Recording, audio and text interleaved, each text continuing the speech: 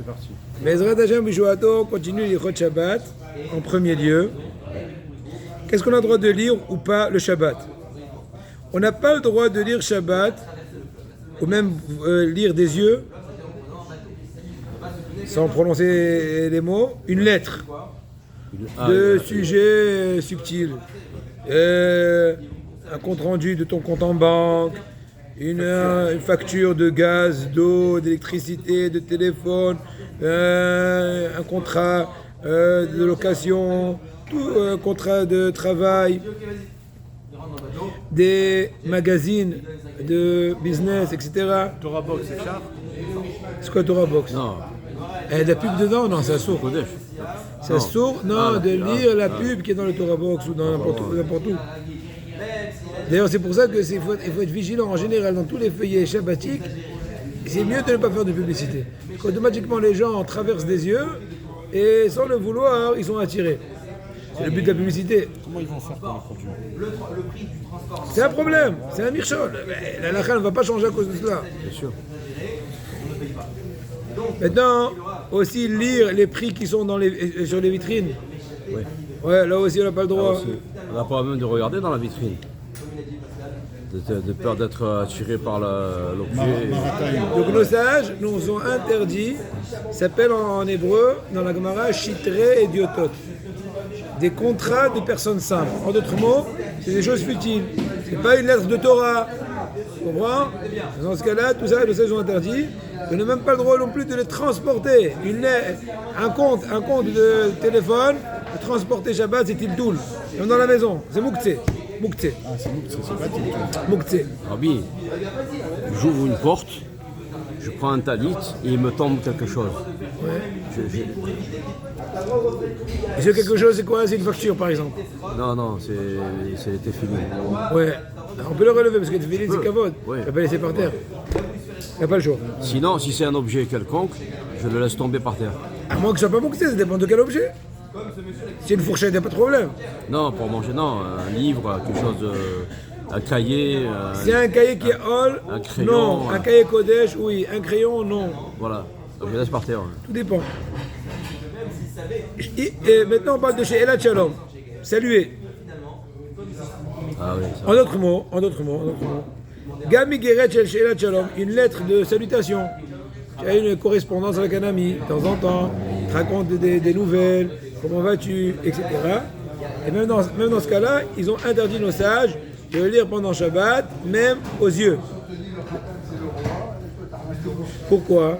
De peur que si tu vas venir à lire Shabbat une lettre de correspondance d'un ami, tu vas venir à lire aussi les comptes de banque, les comptes d'électricité, etc. Et venir il ne dit pas le détail, mais en fait, les gens ont interdit ça de peur que des fois, tu risquerais aussi des fois d'effacer. Parce que des fois, une personne, quand elle lit ses comptes, elle efface, ça s'est passé, ça s'est resté. C'est une des raisons. Avançons. On peut glisser facilement.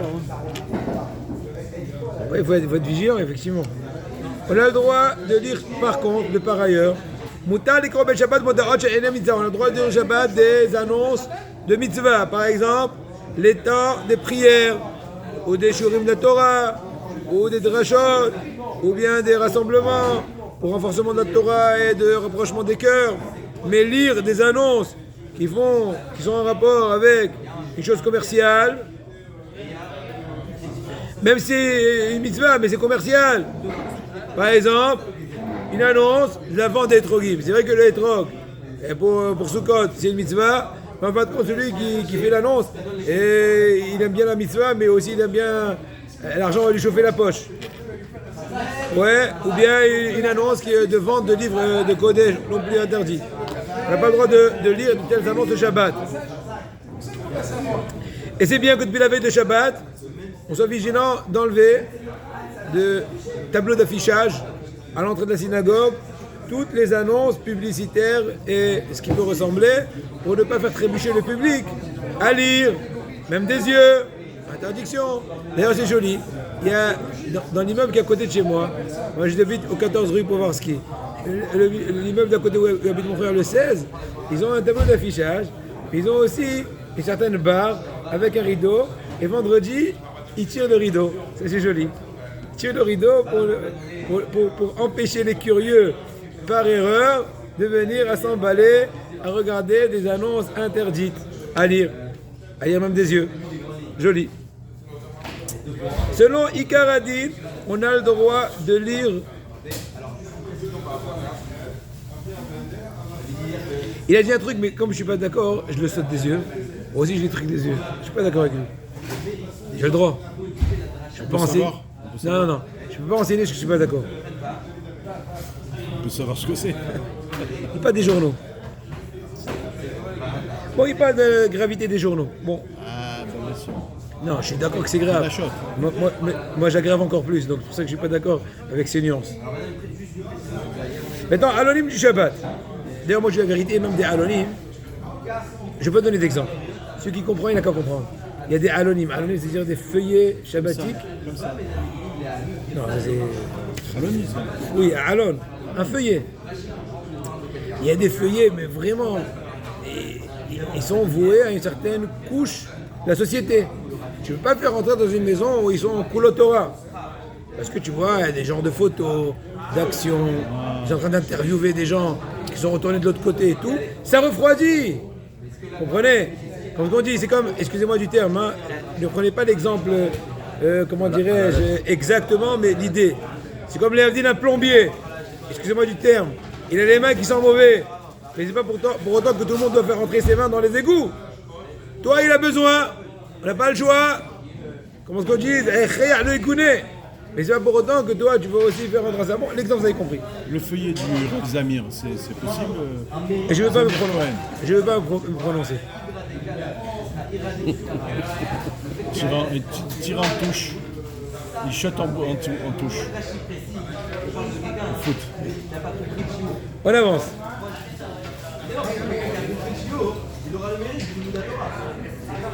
Bon. Ça, c'est un grand rare. Il y a des publicités. Bon, il faut être vigilant en tout cas dans les publicités qu'il y a dans les feuillets du Shabbat.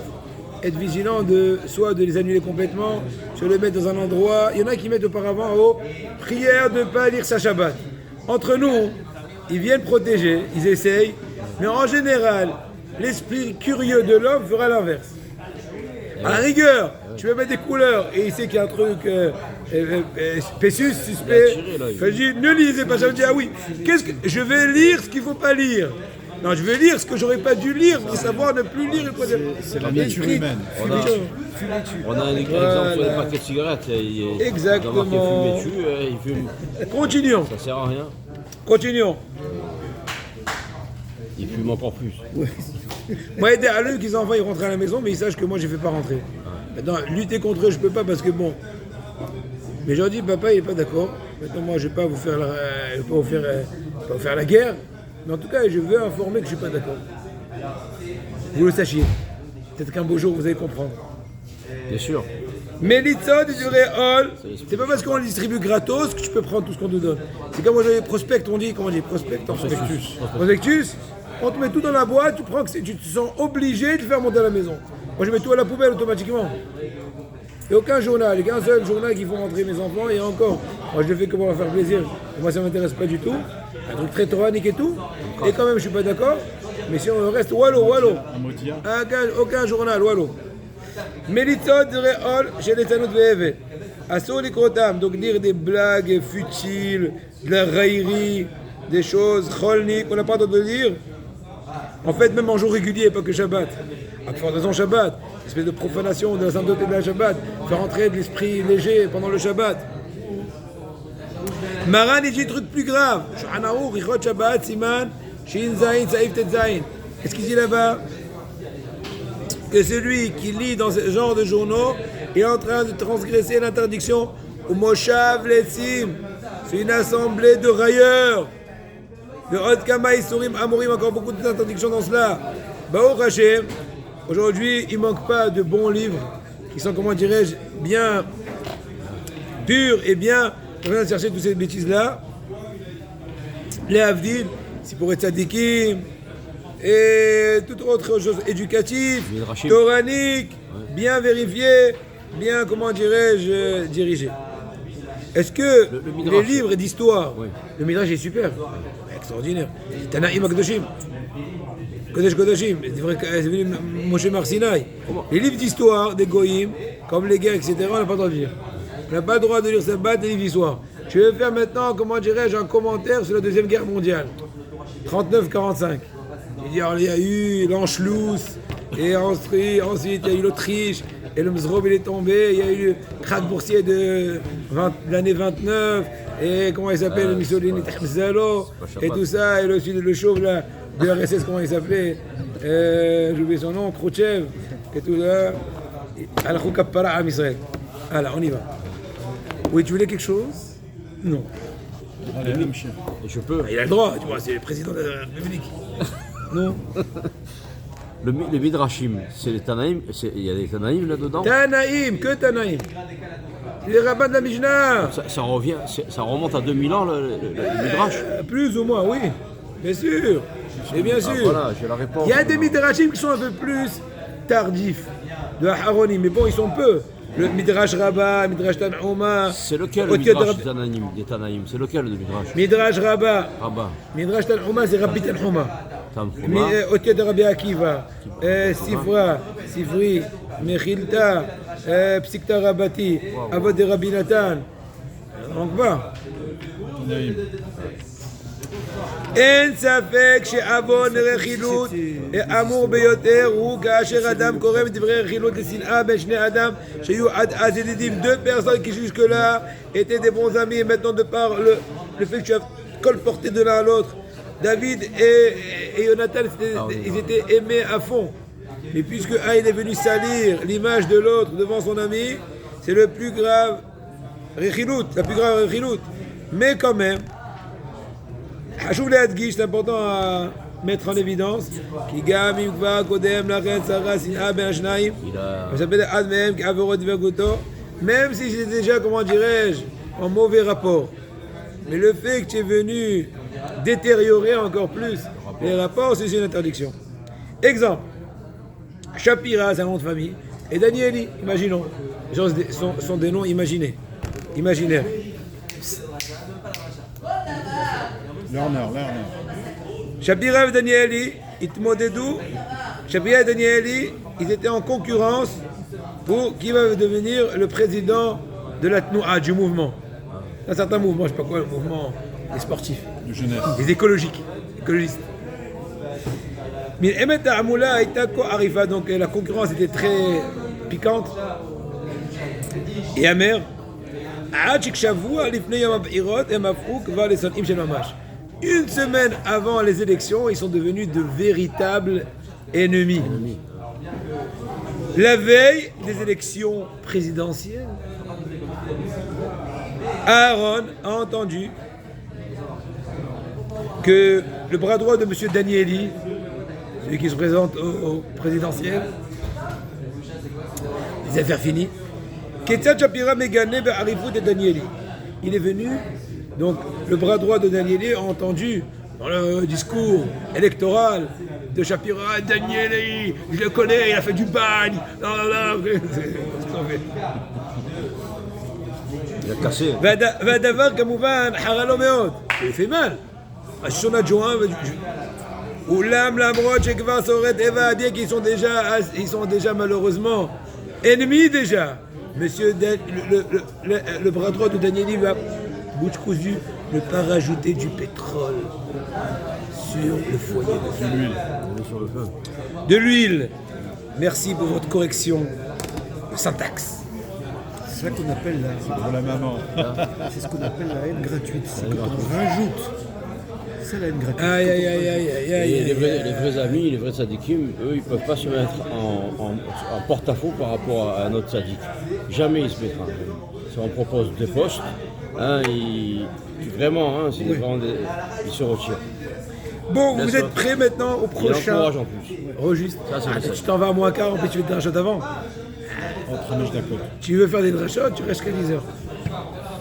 Je voudrais savoir quelle est la manière permise de se brosser les dents pendant Shabbat.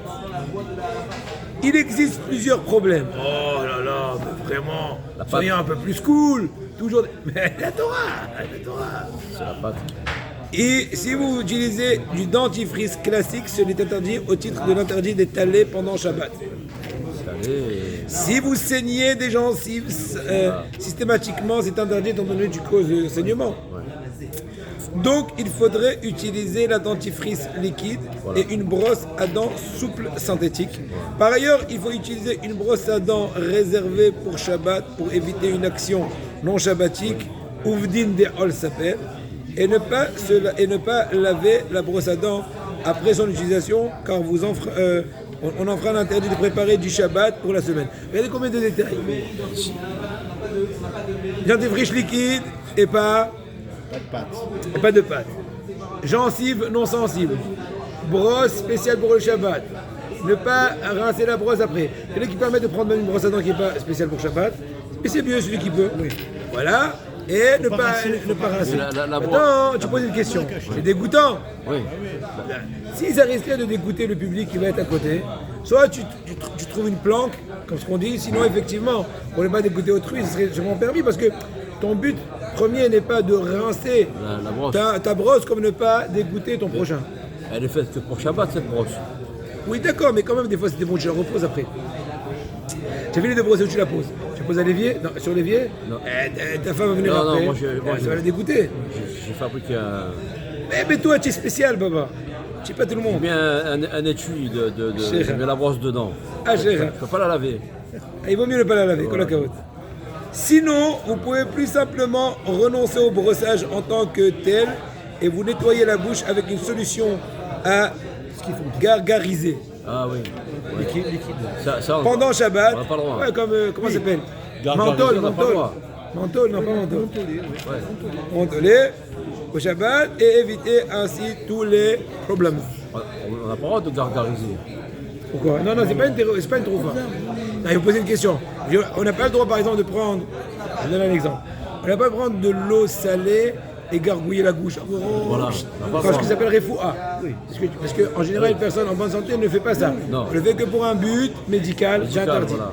Mais là, quand on le fait au niveau du rinçage des dents, c'est pas.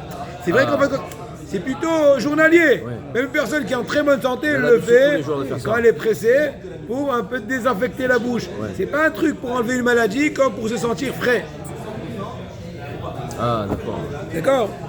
C'est la raison. Maintenant, il vient Chaim Kanievski. Aïe, aïe, aïe, aïe.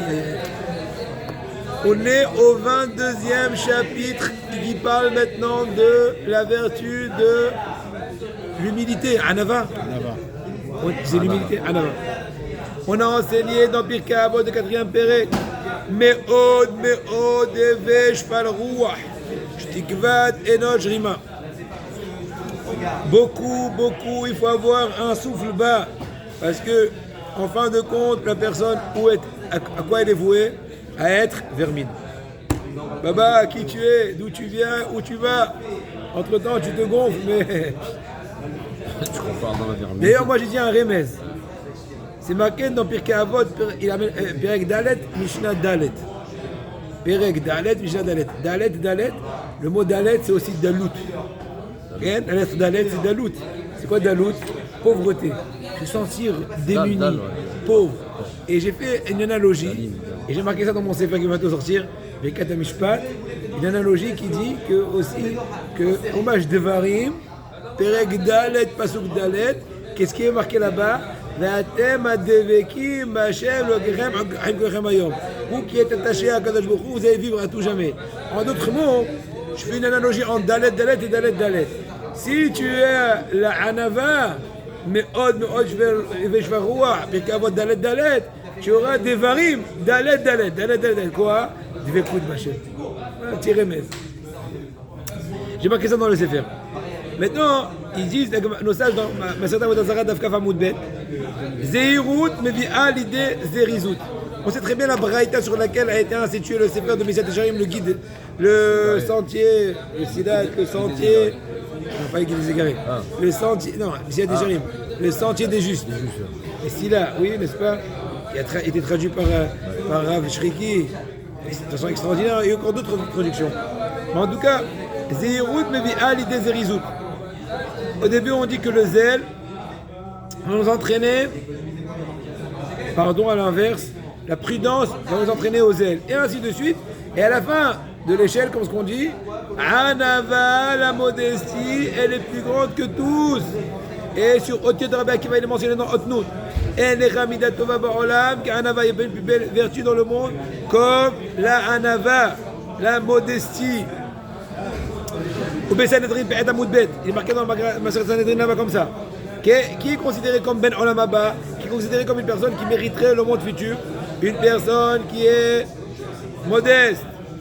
Veshval Berer, elle a tout le temps ses pieds qui sont comment courbés, c'est l'expression qui veut dire la tête courbée, il rentre à tête basse, il sort à tête basse, il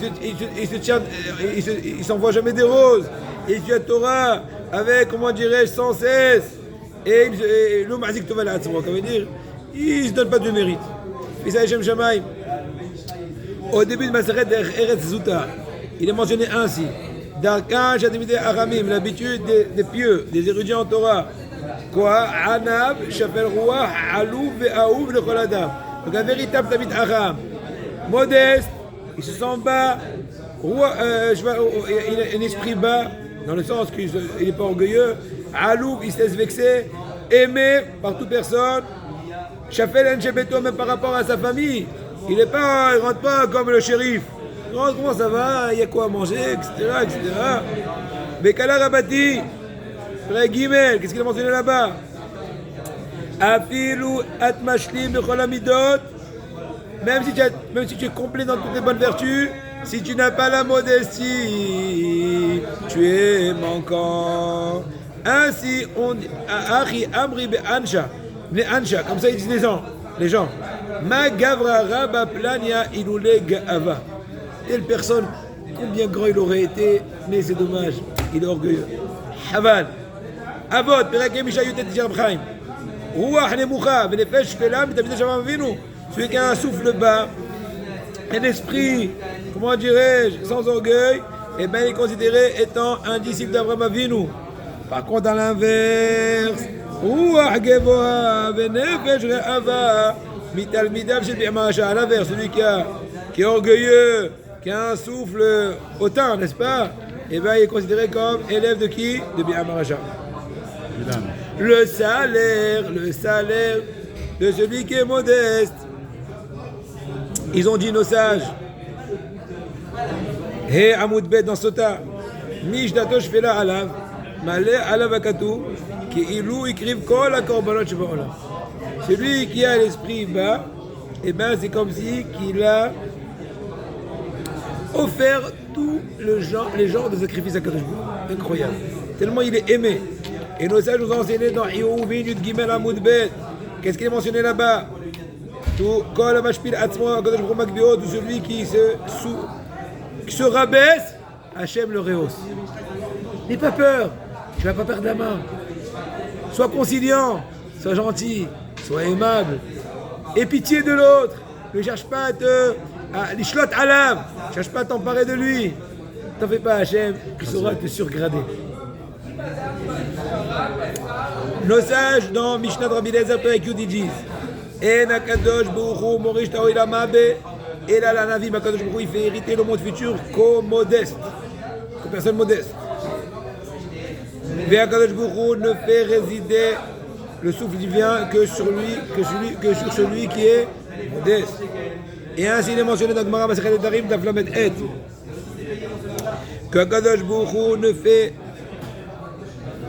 régner sa providence divine que sur une personne qui est modeste. Dans le Mechilta Yitro Petet, où Moshe Nigash el Arafel.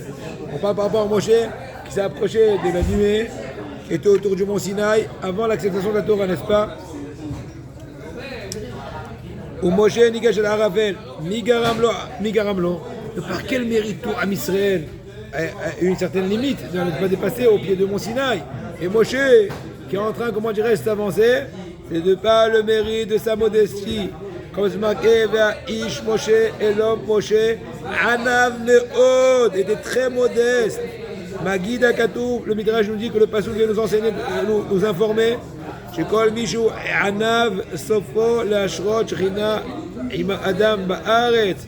Celui qui est modeste, eh ben, il va provoquer la résidence de la providence divine avec les hommes sur terre. Par contre, à l'inverse, celui qui a le cœur haut, personne qui est orgueilleuse, eh ben, il va causer le fait que la terre va être impure. Il va chasser Hachem Ishmor, la providence divine de ce monde-ci. Et cette personne-là est appelée dégoût, comme l'idolâtrie. Aïe aïe aïe, continue Abraham en disant un truc incroyable, que la Torah ne peut résider que sur des gens qui sont modestes, comme ce qu'il marquait dans le 6e pérec de Maxime de nos Pères. Une des choses, une des 48 vertus qui donne la possibilité à l'homme d'épouser la Torah, c'est la modestie. Nos sages dans Maseret Psahim Tamerva Moudbet nous ont enseigné, 66 folio B, tout celui qui est orgueilleux, ben, s'il c'est un sage, et ben sa sagesse l'abandonne. S'il est prophète, sa prophétie l'abandonne.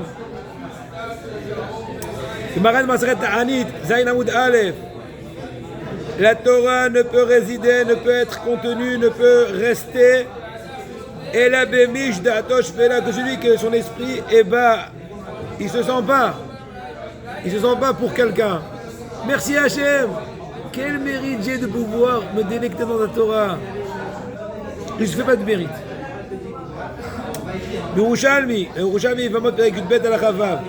Bnei Simonia, les gens de la ville Simonia. De toute façon, on fera demain bien d'elle. On avance un petit truc sur la page de la semaine. N'est-ce pas? On a déjà fait 4 registres. Fond paracha de la semaine.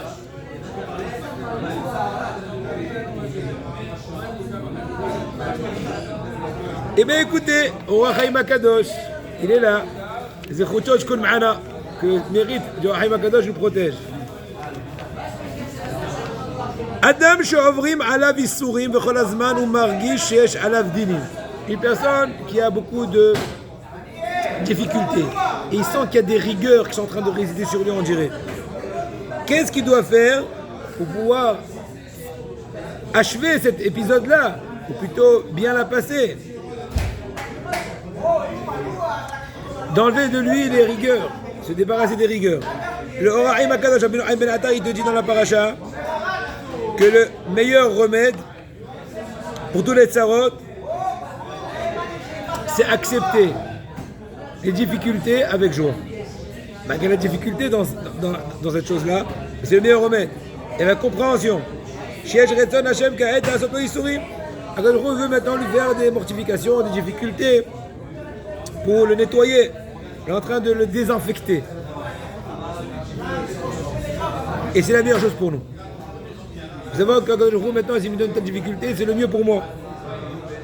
Si une personne intériorise cette idée extraordinaire que les Issourim, ça vient de la main d'Hachem, et il accepte avec amour, eh bien, il a le mérite que rapidement, les Issourim vont le quitter et toutes les rigueurs vont être adoucies. Rabbeinu Yonah, il dit ça dans Sha'ar Teshuvah, dans le Sha'ar Revi'i. Adam une personne qui veut s'épargner les Issourim, les difficultés, les mortifications, etc.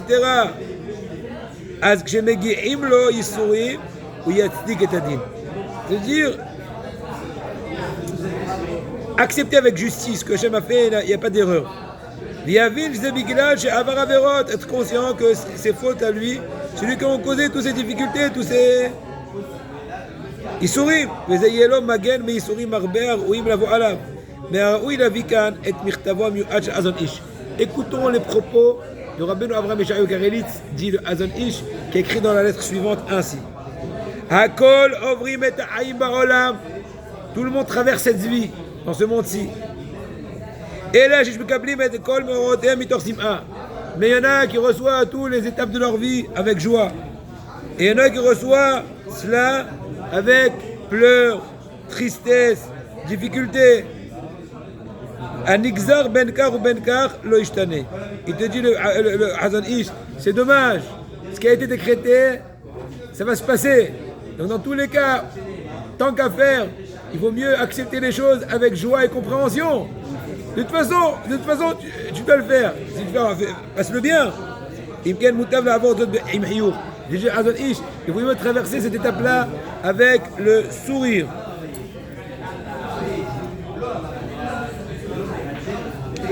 Petit point, nouveau petit point sur la paracha. Mais dis-moi, tu as aussi le Rav là-bas. Nouveau petit point sur la paracha de la semaine. Tu m'entends?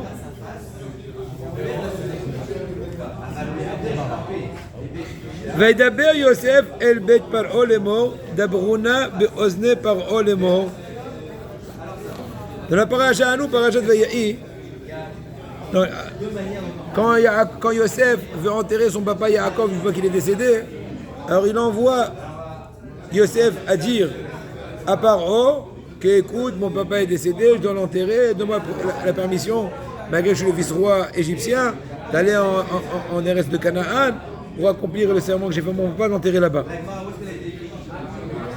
La question qui se pose, pourquoi Yosef a eu besoin d'intermédiaire pour prendre la permission de Pharaon? C'est le vice-roi, il peut le rencontrer, lui poser la question directement face à face. Le Meshach Horma, Rabbi Simcha de Dvinsk. Pas de Et aussi Meknes. Or Sameach. Pas de Meknes, hein. Non, Or Sameach. Omer, celui de Meknes, il vous enseigne ce qu'il dit. Il dit le Meshach Horma, כיוון שיוסף היה אז אונן על פטירת אביו, ולאחר להיכנס למלך כי הוא לא יכול לסוך. Dans un truc extraordinaire, Yosef à ce moment-là, il était onen. C'est quoi onen?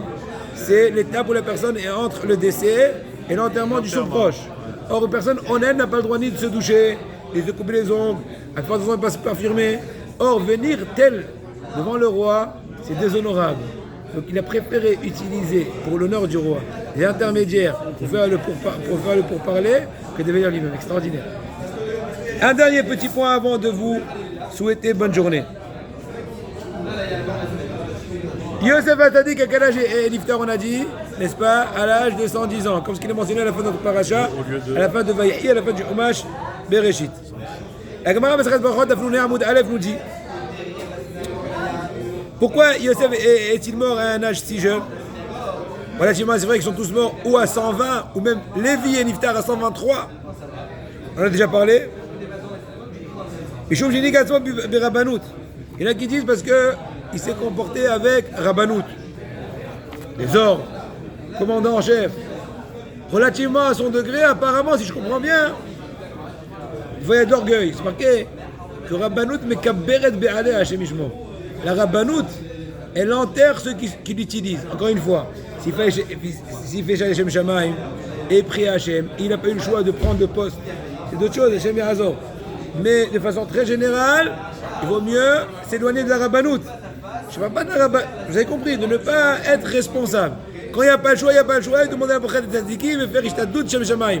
Mais apparemment, Yosef Atzadik, grand qu'il soit, ben, on l'a jugé même sur des petits l'ombre de détails. Dans Péket Abilezer, c'est marqué, puisque 10 fois il a entendu ses frères avant d'être identifiés l'un à l'autre. Notre serviteur, notre père, ton serviteur, notre père, ton serviteur, avant de se dévoiler. Et il n'a pas réagi, il s'est tu. Il a laissé se faire appeler son père, son serviteur. Et bien pour chaque fois, un an en moins. Notre père, ton serviteur, un an en moins. Notre père, ton serviteur, ne réagit pas, un an en moins. Notre père, ton serviteur, ne réagit pas, un an. 10 ans. Incroyable, tu vois, 10 ans. 10 ans de Yosef Atzadik. Pas 10 ans d'une personne simple.